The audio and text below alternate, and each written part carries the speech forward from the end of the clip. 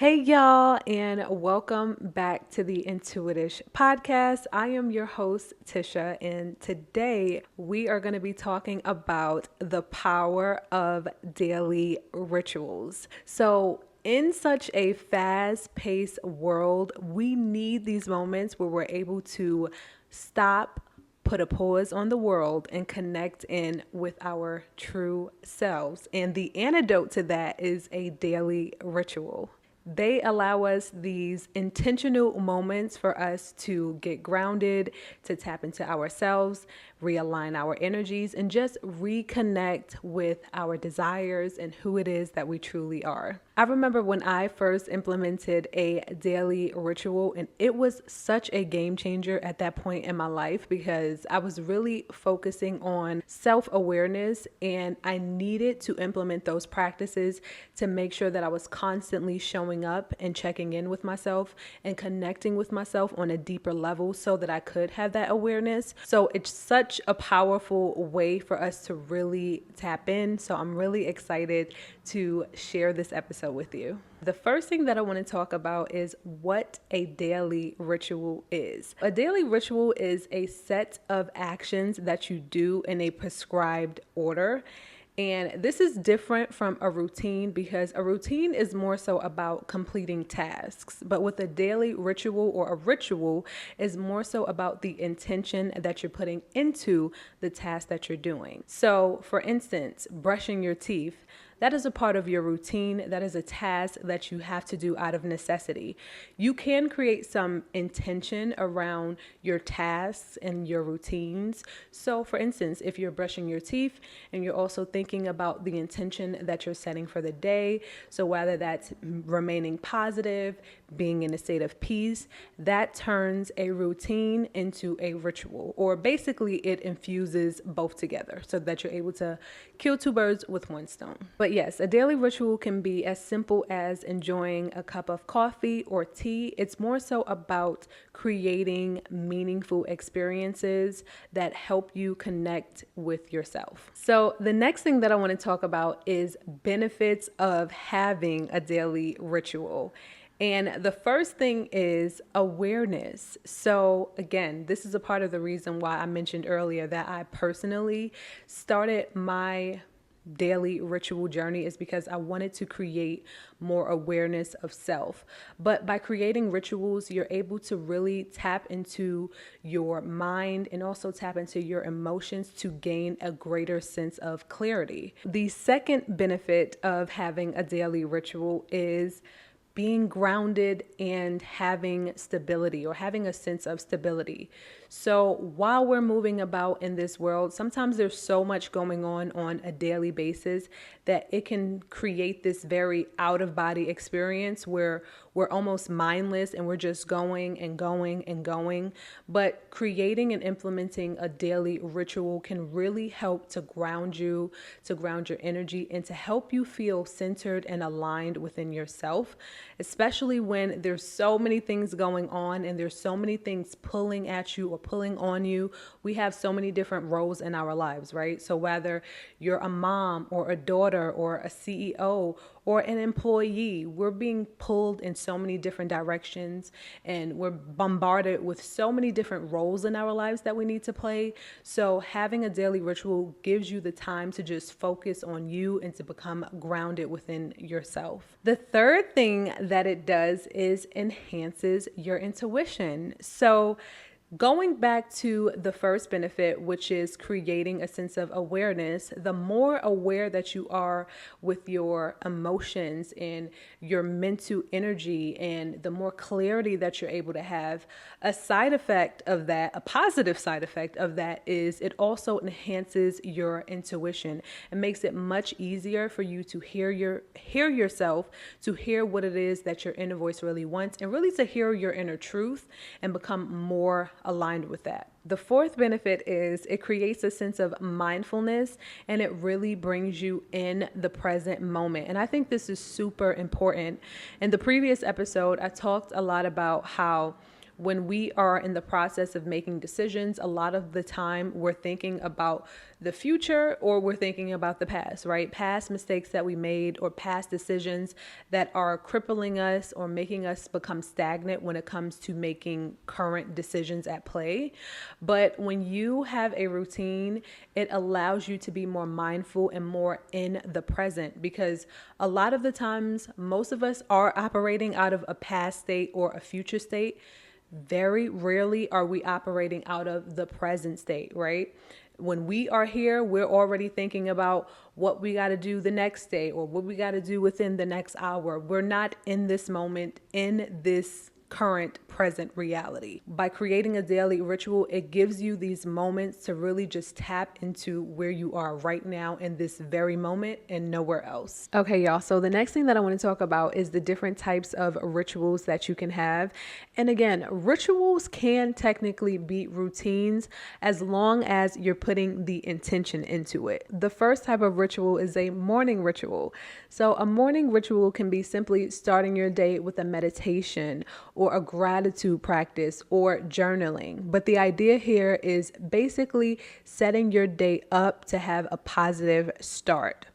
The second type of ritual is an evening ritual. So with evening rituals, it's about toning down or settling in for the night. So this can be reflecting on your day. It can be ending your night with a warm bath. But again, it's about how can I reconnect with myself and how can I realign myself with the present moment. So the third type of ritual is movement-based rituals. So things like stretching, yoga, walking, these things require your intention, right? When you're doing yoga or when you're stretching, you're focusing specifically, even working out, you're focusing on specific muscle groups to really help release any tension, any stress, and also any stagnant energy that you might be holding on to. Because again, anything that you're feeling within your physical body, any aches, pain, and tension is a reflection of something that's coming up for you on a spiritual level and energy that needs to be released. So I really love movement rituals because I feel like it's like the mind-body connection, and you really get to see how your physical body and the different ailments that you feel and the different aches and pains that you feel are connected to something that you might be going through mentally and even emotionally. The fourth ritual type is creative. So that could be writing, singing, dancing, painting, really anything to help you with creative expression. This is also going to help you to tap into your inner self and even sometimes your inner child, because a lot of these activities we probably did when we were younger. So again, it's almost like allowing yourself to be in a state of play and allowing yourself to be in a state of ease, right? When you're creating, you're having fun, you're expressing yourself. And also it helps you to tap into a different side of yourself. It's basically like using a different side of your brain, right? So instead of using the more logical aspect of your brain, you get to use the more intuitive side of your brain and just sort of create freely and see what it is that your inner self has to express. The next thing that I want to talk about is how to create your daily routine. And the thing with this is personalization. I'm going to talk about personalization so much because it is really important for you to understand that you are on a personal journey. And I understand with social media, a lot of the times you're looking at other people's version of what this might look like. But really, this practice is for you. This is going to benefit you specifically. So it's important that you go within and kind of incorporate yourself, add yourself into your ritual and really do things that are going to benefit you and serve you the best. So think about what practices align with your values and interests, and also think about the things that make you feel good. Again, like I said, for me, I love journaling. I love stretching. I love taking me a good warm bath. Those are things that really connect with me. And also think about the theme of your life right now. So I feel that in different seasons of our lives, we're called to different parts and aspects of ourselves. So for instance, if you're in a state where you're focusing on healing emotional trauma, what practices can you add into your ritual that really cater to whatever the theme of your life is for this season? Because I do believe that we need different tools and different things are required at different stages of our journey. So for instance, if you are focusing more on the emotional stuff right now, maybe you do want to include journaling. Again, that is a form of expression. It allows you to express emotions, and also sometimes it helps you to connect on a unconscious level and a subconscious level to things that are deeply embedded in you that you don't really realize. So what things feel good to you, what aligns with your values, and really personalize it based on that. The next tip that I have when it comes to creating your own personal daily ritual is add in elements that are meaningful and unique to you. So for instance, if you're really big on scents and you're really big on candles and like candles set the vibe for you, like that's your thing, then do that. If it's not candles and it's lights, right? If you like colored lights, like a red light or a blue light, whatever you need to set the vibe for you and make it personal to you, do that. For me, I'm an incense lover. I love aromatherapy. I love the smell of incense. It's just something about it that just changes not just my mood, but also the mood in the environment. So you also want to think about what meaningful things you can incorporate in your environment to add to the effect of creating a relaxing, peaceful space. The next thing is consistency. You have to be consistent in order to reap the benefits, period. This is why it's important to start small, because I think a lot of times when we try to do these big drastic changes and we're like, I'm going to change my life. I'm going to get up early. I'm going to get up at 5 o'clock. I'm going to work out. I'm going to have a protein smoothie every day. And I'm going to eat 3 healthy meals a day. It can be really overwhelming trying to shift our lives. So sometimes you can make the biggest impact by just simply doing one thing. And that way you can kind of really see what is working for you. If you try to change too many things at one time, you don't know how one thing is affecting you. So it's best to start with one thing, throw it in there, see how it is adding to you or in the ways that you're seeing a difference, whether it's in your life or mentally or emotionally. And from that point, you can choose to basically customize your ritual, whether you decide that you want to keep that and add something else, or you say, I don't really like the way this is working for me. Let me swap out meditating for doing yoga instead. Like, I like a little bit more movement. I want to be able to like move around. Sitting still doesn't really do anything for me. So start to do things one at a time. And this is also the added benefit of doing things one at a time, because you get to really see what specifically is working and how it is working for you. So the next thing that we're going to talk about, we're really just building on this idea of incorporating a daily ritual into your life. And I want to specifically talk about some challenges that you might experience and things that you can do to overcome them. So a lot of times when you're implementing a change, it's really hard to implement this change when you already have your habits that you're accustomed to doing on a daily basis. So sometimes when you're trying to throw something new in there, it can be really difficult to stay consistent with that because you're so accustomed to your norm and your regime. So one thing that I would say is set reminders for yourself. So if you decide that you want to start a daily morning ritual, then maybe you set a reminder 5 minutes before you're supposed to wake up out of bed. Or even if you wake up out of bed at the normal time that you would, again, how can you incorporate this in your shower, right? Or when you're brushing your teeth or when you're making your breakfast? Think about the way that you want to integrate this into your routine that you already have established, but also make sure that you're setting reminders, because it's constantly going to trigger your mind and trigger your memory to say, oh yeah, I need to do that. The other thing that I would say is it's helpful to have a dedicated space to do your ritual.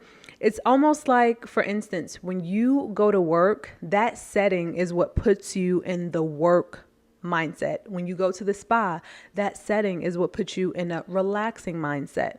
So creating a physical space where you do your ritual can be really helpful. It can literally be, you don't need to create some extra space. Now, if you do have extra space, then amazing for you. Please go above and beyond to bring the vibes and the feng shui to your ritual. But again, for those of you that don't, just keep it simple. It can be a little corner on your couch, or if you prefer sitting at your bar area, or if you have a patio or a balcony or some sort of outdoor setup, it can be you sitting out there for 5 minutes. But kind of think about where is best for you to get in the space to channel this sense of intention, and so that you can basically show up for your ritual. The other thing with creating and incorporating your daily rituals into your life is remain flexible. At the end of the day, things are going to come up. Your life and your current routine and your current reality is very rooted based on habit. You've done these things consistently over the course of days, months, or years.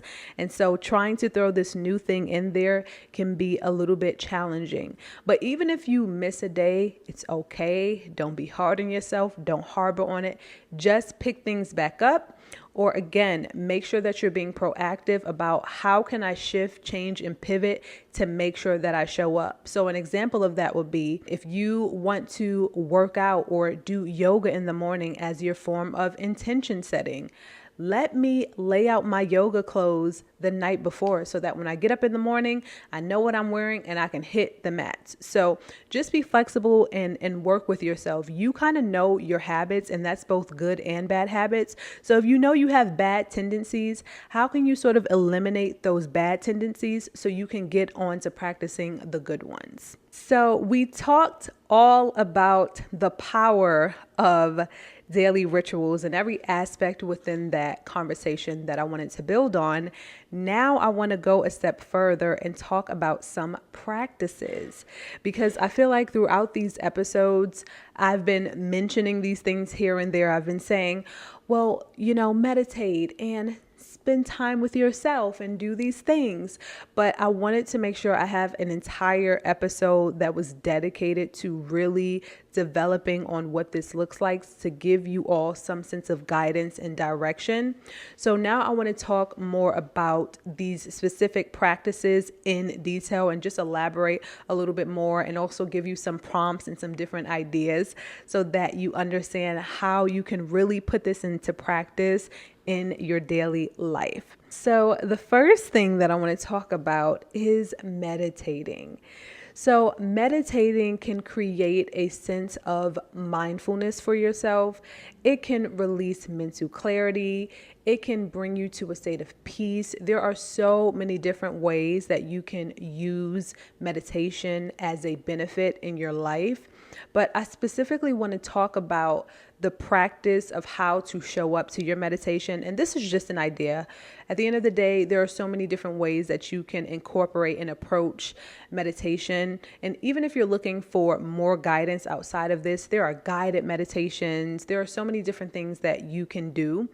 But I want to give you a little bit more guidance into a specific meditation practice. With your meditation practice, you want to start out by just setting aside 5 to 10 minutes.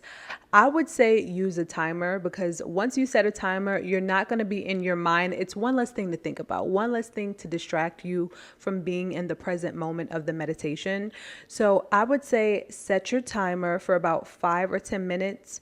Make sure you have a comfortable place to sit or lay down, whatever your preference is, and do the best that you can to avoid distractions. So the first meditation practice is just focused breathing. So focused breathing is just when you take the time to inhale and exhale, again, mindfully, consciously. You're just focusing on the breath, paying attention to your body, paying attention to how you feel. Now, in the process of that, thoughts can come up, and if they do, that's fine. But I think when you give yourself something to focus on, it helps your mind to avoid other distractions and things that are surrounding your current intention and practice. So focused breathing is just literally focusing on your breathing as you breathe in and out, paying attention to your body, and again, creating the sense of awareness. The other one that I like and enjoy as well is a body scan meditation. So a body scan meditation is when you focus on scanning your body from head to toe, right? So as you're breathing, because at the end of the day, if you're meditating, you're going to be breathing because it helps to promote relaxation, right? So as you're breathing, you're scanning your body slowly from head to toe. If you've ever listened to a guided meditation, and if you have not, then a lot of the times they'll say, focus on a glowing light or some sort of energy ball, or they'll give you an object to focus on that is moving throughout your body from head to toe. But nonetheless, as you're focusing on scanning your body from head to toe, you really want to pay attention to where you feel tension. And again, as I mentioned earlier, if you feel any tension in your body, then there is a deeper emotional or spiritual situation there. There's something happening beneath the surface other than just the physical tension. So with this body scan, as you're coming up on any tension that you might feel throughout your body, you want to focus on using your intention, your mind, and your breathing to help release whatever tension it is that you're feeling throughout your body. Now, for some people, this might be easy to do, and for some people, it might be difficult. You could be overthinking it and saying, I don't feel the tension leaving my body, like it still hurts. So this is one of those things that can take practice, but sometimes for people that like to exercise their mind and they have a difficult time just sitting there and breathing, this gives you something to do so that it's like more of an active meditation. The last meditation type is visualization. So there are so many things that you can visualize, and this is going to be specific to whatever your focus is. So if you're focusing on healing, maybe you're visualizing a light, right?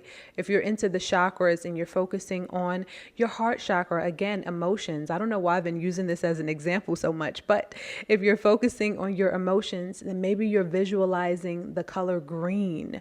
Or it could be you just visualizing yourself smiling and being happy. Or if you're having trouble with releasing emotions, maybe you're visualizing yourself crying and then being happy. So again, with visualization, this is another one of those activities that allows you to engage your mind into the practice if you don't like to just sit still, and you find just breathing and sitting still very boring and monotonous. So the second practice that I want to talk about is journaling, which is my personal favorite.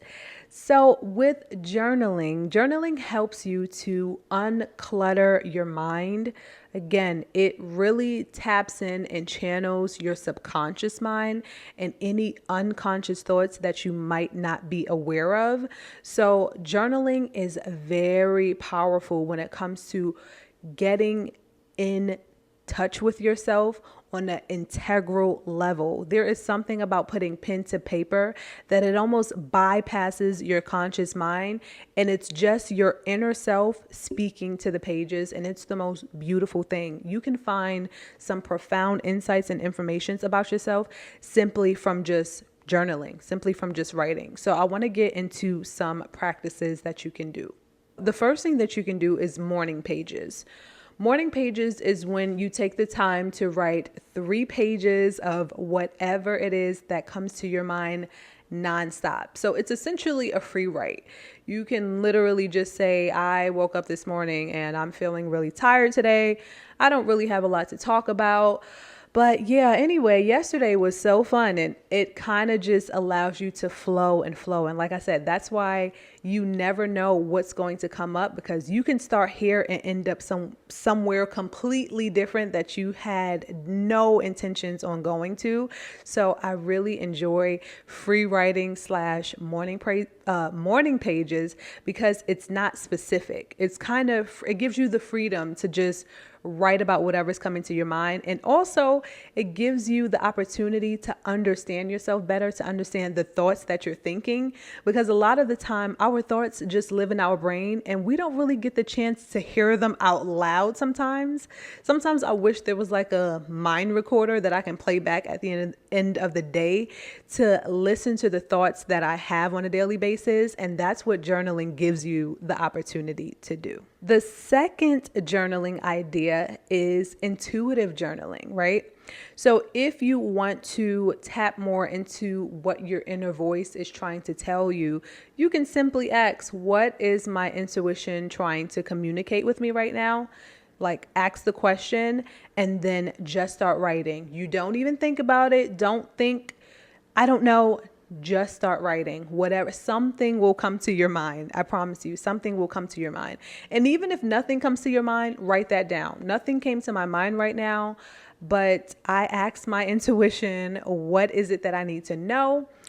And I feel like, you believe me, it will take you places. That's why I love journaling. I love writing because it's a traveler, you know. It's like you start at one point and you end at a different point and you're like, oh my gosh, look at this journey that I just went on. So I also love intuitive journaling. This is another great way to get connected with the unconscious voice, right?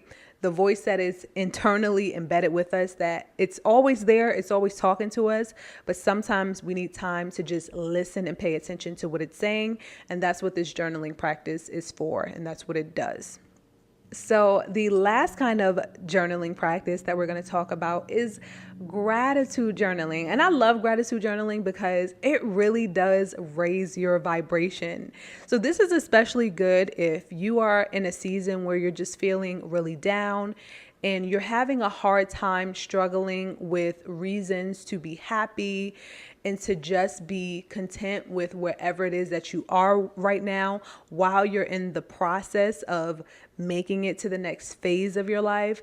So gratitude journaling is an amazing way to get some positive energy going because it forces you to really think about every single thing that you are grateful for. And trust me, you will have to get creative with this process, because if let's just say you're doing a gratitude journal for 5 minutes, right? Eventually you're going to run out of things to talk about that is going to force you to dig a little bit deeper. So it might start off as very surface level, right? Like, I appreciate my car being able to get me from point A to point B. I appreciate my job for maintaining my livelihood. I appreciate my family for being a support. I appreciate myself for continuing to keep going in spite of all of the challenges that come up.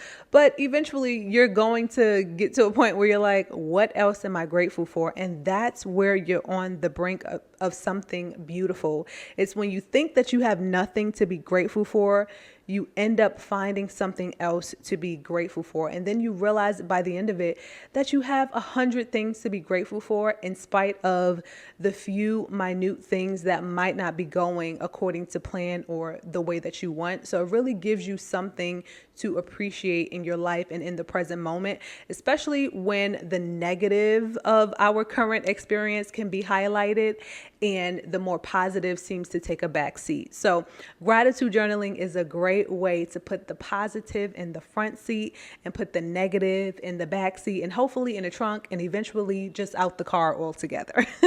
All right, y'all. And the third way that I want to talk about, because we really are going to get into it, y'all. Crystals. Now, I love me some crystals.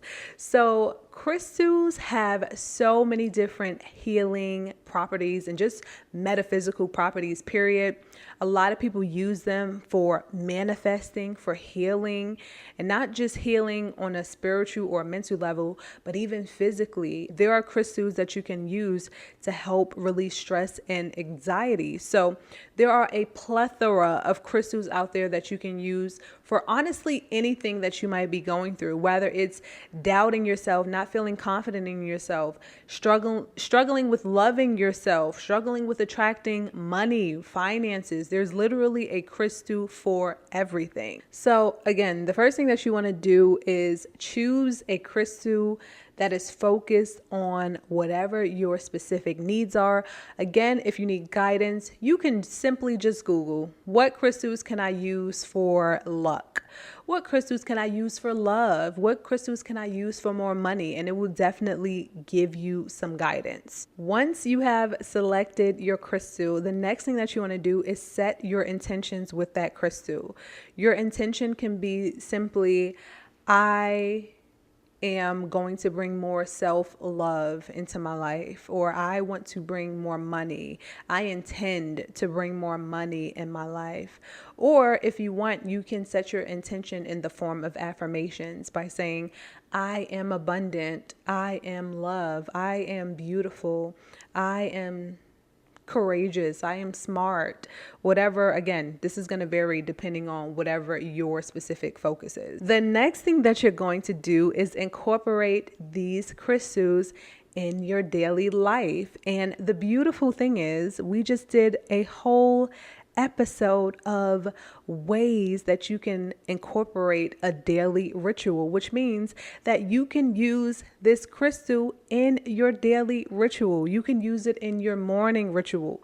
When you wake up first thing in the morning and you're setting your intentions for the day, you can hold the crystal in your hand and say, I am happy, I am joyful, I am positive, I am abundant, I am energetic, I am lively. You can use it in your journaling practice, right? So before you start journaling, you can simply just put the crystal on your book as you're writing, or just put the crystal on your desk next to you, anywhere around you while you're writing, to help reap the benefits of the crystal energetically. Again, crystals are working on an energetic level. So it's not that you'll necessarily feel a physical sensation. Some people do, but for some people that may not be very sensitive on an energetic level, just trust that it is working in your favor. Crystals have metaphysical powers and energies. There is a science behind this, and we are going to break that down in a future episode. But for now, just know that even if you don't feel physical energy from crystals, that they do permeate energy that is working in your favor and working to bring you positive benefits. You can also use it in your meditation practice. So while you're meditating, just again, set your intention based on whatever your meditation is about, even if it's a gratitude meditation, and say, I am grateful, I feel so full, I feel so happy, and hold it throughout the entirety of your meditation. You can also infuse them throughout your life, right? You can keep crystals on your person, in your bag, wherever you are, keep them with you, just so that energy is constantly working and helping to assist you in raising your vibration and your frequency. Another one that I want to talk about before I let y'all go, because I feel like it's really important. And again, we are a holistic wellness brand, which we haven't even fully dived into that side of the spectrum outside of speaking about things like crystals and all of the mindset stuff. But nonetheless, mindful eating, that is another major way that you can implement your daily or implement a daily ritual. So mindful eating is just, again, paying attention to how you feel after you consume certain foods. Does this food give you energy, or does this food take away your energy? Do you feel depleted and tired after? after you eat certain foods? Do you feel like you're more happy? Do you feel more at peace? Do you feel like certain foods promote your digestive system and your body being in balance and equilibrium? Or do you feel like certain foods that you're eating is stuffing you up, stopping you, making you feel stagnant? Do you feel like after you eat, I don't know, a burger, that you're just angry now because maybe you're consuming some of the hormones of the food or the meat that you're eating? So again, mindful eating is another great way that you can establish a ritual in your daily life, as well as many other things that we will talk about. But thank you so much for tuning into today's episode, The Power of Daily Rituals. The key here is to take it slow. There are so many ways that you can do this. And really, I think that is the beauty of a daily ritual, is that it's yours, it's personal to you, and you can do as much or as little as you feel comfortable with. And you can also do what you prefer. This is the time and the opportunity where you can personalize it to you. Like I said, if it's a can-do, you want to add a little candle into your ritual. Or if you want to start out by dancing, getting a little twerk session in. Whatever works for you. That is the beauty of rituals, is that it is yours and it is personal to you. So with that said, I hope that you enjoyed this episode. And if you did, make sure that you share it with a friend, and also make sure that you follow the Intuitish podcast for future episodes like this. And with that said, make sure you stay intuitive and also tap into your flow.